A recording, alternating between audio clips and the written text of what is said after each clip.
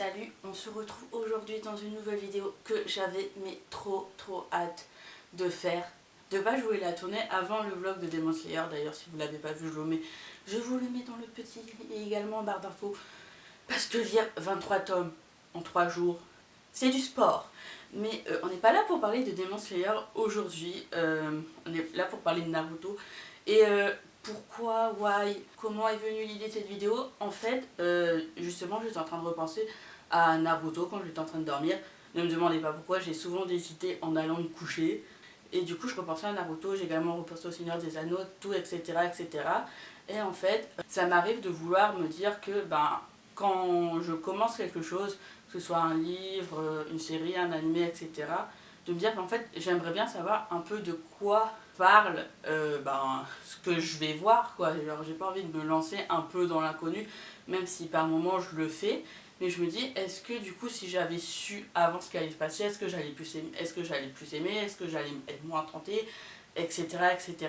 Du coup, c'est là d'où est venue mon idée de Pitch Me, c'est-à-dire que j'ai demandé à plusieurs personnes que je connaissais qui ont soit vu Naruto, soit lu Naruto, soit ils ont vu et lu Naruto, et je leur ai demandé si là il y a un ami qui vient vous voir comme ça et qui a envie de voir ou de lire Naruto, mais qui se dit je sais pas trop de quoi ça parle, est-ce que tu peux du coup me résumer vite fait de quoi ça parle, qu'est-ce que tu as aimé à l'intérieur de Naruto, pour que du coup lui ait encore plus envie de voir l'œuvre du coup.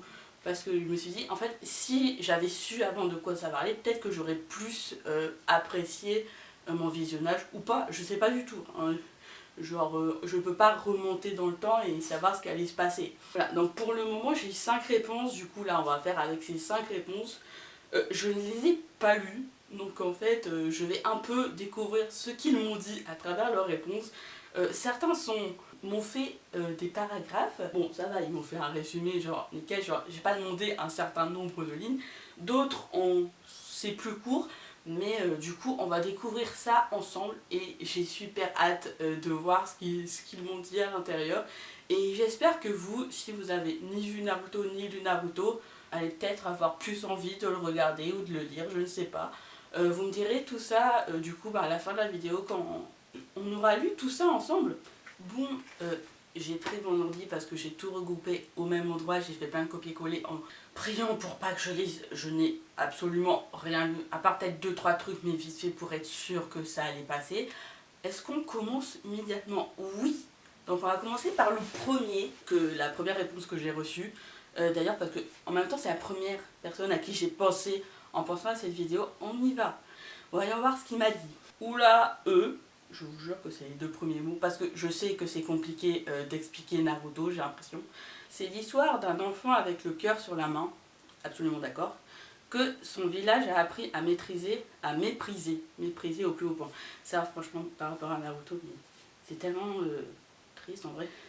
Il rêve de devenir un puissant ninja et le plus grand Hokage qui n'ait jamais existé pour pouvoir prouver sa valeur au village et enfin gagner leur confiance. Alors Hokage, c'est chef du village pour ceux qui ne connaissent pas Naruto.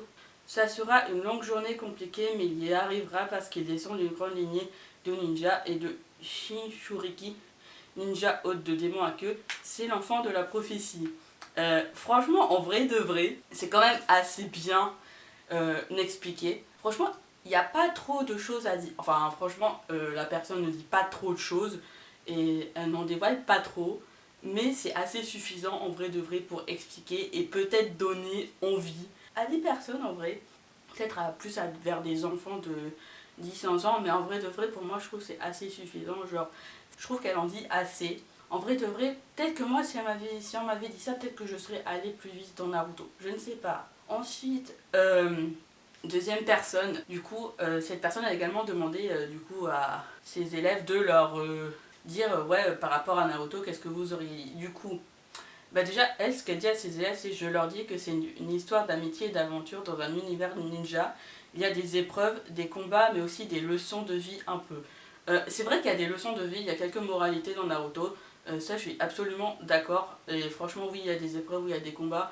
Mais c'est ce qui fait la vie en fait dans Naruto, et évidemment quand on vit dans un monde de ninja, voilà. Alors, ces élèves, ce qu'ils ont dit, c'est que c'était une histoire d'amitié et que le manga montrait plein de sujets importants comme l'abandon, la confiance en soi, la famille, et qu'il y avait aussi une sensibilisation aux notions de bien et de mal. On a tous dit que c'était une quête, mais aussi une histoire d'amitié. Certains lui ont dit que du coup l'aspect des combats et que l'univers était très intéressant et offrait une immersion dans la culture japonaise avec les légendes et mythes et aussi le monde ninja. C'est vrai que ninja c'est très haut rapport avec le Japon et aussi une immersion dans la culture japonaise. Il y a aussi du coup les ramen, évidemment vu que ramen, Japon, voilà, et qu'on sait tous que Naruto adore les ramen. Voilà, mais en vrai de vrai sur tout ce qu'ils ont dit je suis absolument d'accord. Du coup l'abandon, la confiance en soi, la famille, évidemment, bon, tout n'est pas évidemment que sur Naruto, hein.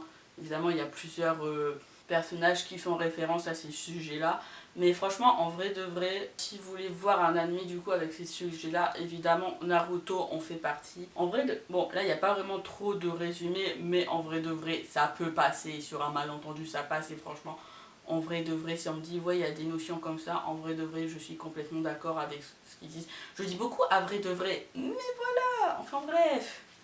Troisième personne qui du coup m'a envoyé son truc. Je crois que tout le monde a eu un peu de mal à ce que du coup à ce petit exercice que j'ai donné. Et du coup elle me dit ce que je peux dire pour ma part serait: ah, tu veux voir Naruto? C'est vrai? Tu veux déjà avoir un aperçu de ce que tu peux regarder? Hey, tu vas suivre l'aventure d'un jeune garçon aux cheveux blancs dans un monde ninja qui se nomme Naruto. Tu vas suivre ses péripéties dans son village natal Konoha, mais pas seulement. Maintenant, viens, je vais te faire regarder au moins le premier épisode. Et franchement, en vrai de vrai, ça en vrai, la meilleure technique des fois c'est en mode viens avec moi, on regarde les premiers épisodes. En vrai de vrai, c'est une technique qui marche. Voilà. Bon après peut-être pas seulement regarder le premier, mais peut-être aller les 5 premiers épisodes à deux et voir si la personne vraiment attache à l'univers. Parce que des fois, moi je sais que les deux premiers épisodes, je ne suis pas complètement fan. Par exemple, dans Naruto, le deuxième épisode, je l'aime pas, c'est celui que j'aime le moins. Dans MHA, les deux premiers épisodes, plus j'avançais, moins je les aimais. Littéralement, moi, les premiers épisodes, c'est pas forcément le plus grand kiff que j'ai à force d'avancer dans l'univers. Donc je pense qu'il faut plus l'aider à le porter dans l'univers, genre dans les 5 premiers épisodes, voire les 10 premiers épisodes. Et du coup, après, le laisser porter dans ses propres aides. Mais c'est une très bonne technique. Je valide cette technique. Voilà. Ensuite, là, on commence vraiment à voir. Là, les deux derniers, c'est des paragraphes de ouf. Les gars, je pense que là, je vais kiffer. Du coup, avant-dernière personne qui m'a envoyé un paragraphe, j'étais en mode waouh! J'ai pas demandé une dissertation, mais limite, c'était ça, quoi. On va commencer. Et là, vraiment, c'est détaillé. Hein. Donc, je sais pas s'il y a du spoil, les gars, mais s'il y en a, je mettrai au montage. Hein. Du coup, ce manga raconte l'histoire d'un blondinet orphelin qui s'appelle Naruto et qui est le pire garnement du village de Konoha et qu'ancre à l'école. Là on reste vraiment sur le même qu'au premier résumé. Son rêve est de devenir Hokage, chef ninja de son village. Il est au départ solitaire et craint de la population de son village et des élèves de son école car il renferme en lui un démon renard à 9 queues. Ça c'est le début. Au fil du manga, il se liera d'amitié avec ses camarades de classe. Il participera à différentes missions qui lui seront confiées avec son équipe composée de Maître Kakashi Sensei. Sensei et Maître, c'est la même chose du coup, Kakashi Sensei, Sakura Haruno et Sasuke Uchiwa. Il passera l'examen de ninja. Il fera face à l'organisation qui veut capturer les 9 démons à queue qui se nomment l'Akatsuki. Il essaiera de faire revenir son ami Sasuke qui veut rejoindre un certain Orochimaru pour acquérir de la puissance et tuer son frère pour venger son clan massacré. Sachez qu'au début j'avais très peur de Orochimaru. Il participera également à la Grande Guerre Ninja qui rétablira la paix grâce à l'alliance de Sasuke Sakura et Naruto. Naruto deviendra Hokage du village et pourra compter sur l'aide de ses amis et de son ami Sasuke pour accomplir les différentes missions données afin de maintenir la paix dans le monde ninja. Ce manga est un concentré d'humour, d'action, d'aventure, de combat ninja et d'amitié entre les personnages. Je le recommande fortement pour quelqu'un qui veut se lancer dans les mangas. Pour ma part, c'est le premier manga que j'ai commencé et qui m'a rendu accro au manga ensuite. Alors sachez un truc, j'ai toujours pensé que Naruto allait être le premier manga, le premier animé que j'allais voir, alors au final pas du tout. Mais franchement, en vrai de vrai, là c'est carrément bien détaillé, on a vraiment un résumé d'à peu près toute l'œuvre sans trop de spoil de ce qui se passe à l'intérieur. Bon, il n'y a pas de spoil en soi très énorme, on va dire.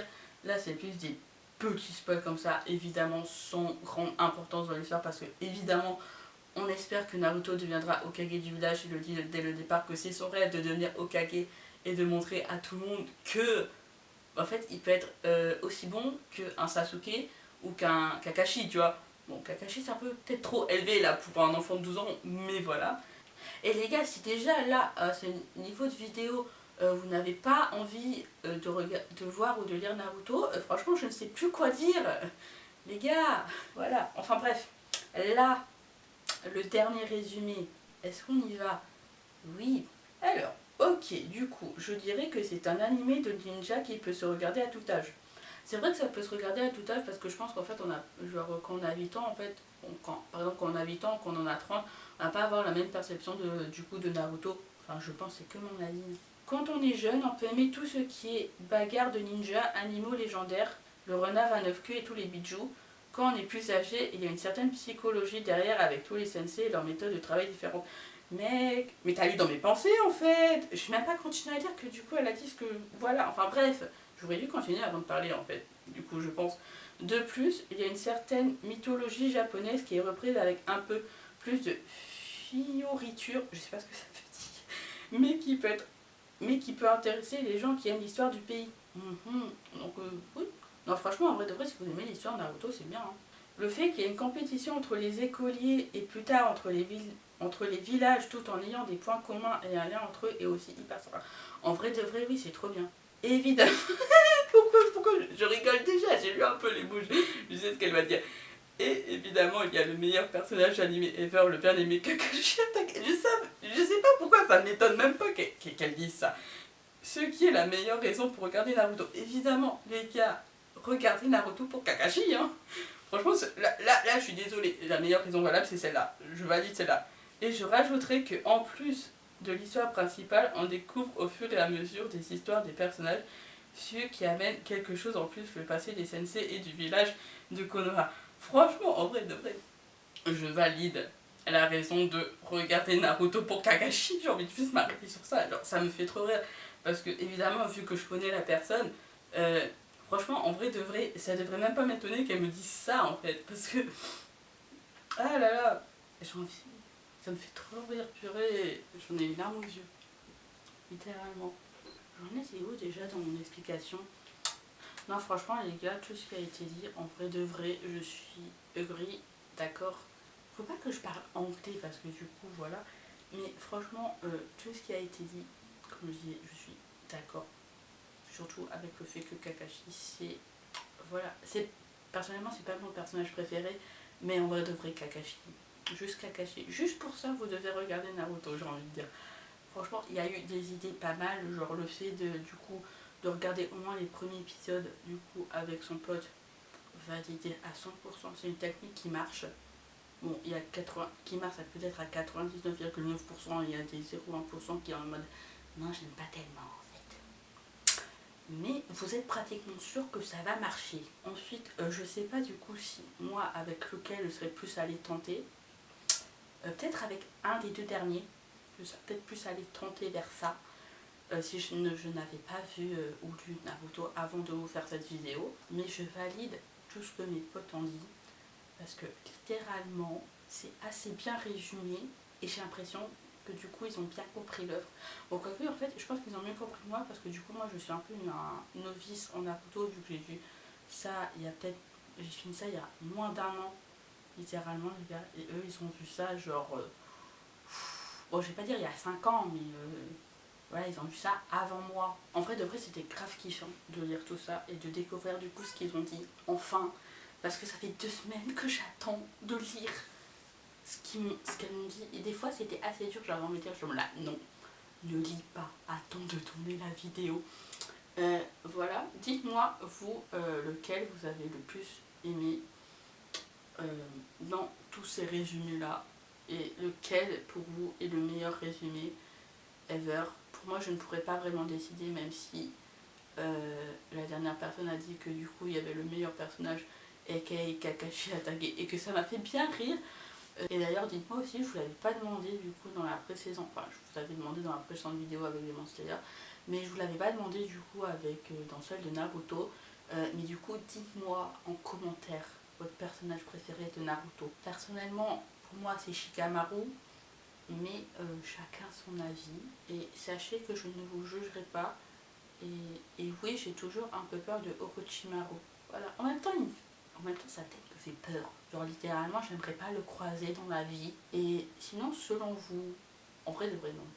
Ah non, Madara elle est plus fort que Orochimaru, on est d'accord. En tout cas les gars, j'espère que ce genre de vidéo, enfin que cette vidéo vous a plu. Personnellement, j'ai grave kiffé la faire. Et j'espère du coup pouvoir faire d'autres du coup Speech Me. Là, je voulais vraiment commencer avec Naruto pour du coup les explications que j'ai dit au début de la vidéo. Et que c'était plus logique pour moi de commencer par cette vidéo. Par cette vidéo, par du coup cet univers-là. Mais évidemment, je ne toucherai pas que aux animés. Hein. J'aimerais beaucoup faire du coup sur le Seigneur des Anneaux, sur le Hobbit, ou que ce soit sur des livres, ou que ce soit sur d'autres séries, comme par exemple Shadow and Bone, que du coup j'ai comment que. Et d'ailleurs j'ai fini la saison 2 de Shadow and Bone quand je vous tourne cette vidéo. Voilà, j'espère pouvoir retourner sur ça. Bon après Shadow and Bone, du coup il y a aussi des livres, du coup je ne sais pas du tout comment je vais faire avec Shadow and Bone, mais il y aura une vidéo sur Shadow and Bone, ou du coup sur tout le Grishaverse. Et d'ailleurs si vous voulez un Speech Me spécial sur du coup quelque chose que vous adorez, que ce soit un livre, que ce soit une série, que ce soit un film, que ce soit un animé, un manga, tout ce que vous voulez, je suis ouvert à toute proposition, même si j'ai déjà une liste longue comme le bras. Mais voilà, n'hésitez pas à me dire tout ça en commentaire en me disant bien votre personnage préféré de Naruto. Voilà, et moi je vous dis à plus pour une prochaine vidéo.